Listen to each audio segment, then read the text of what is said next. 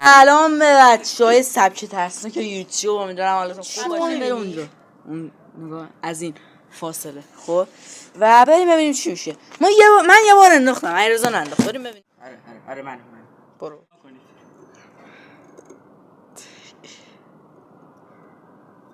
خاک تو سر بچه‌ها. من اینو بابا گم شوی برام بکنی نه میزرس لایفلوس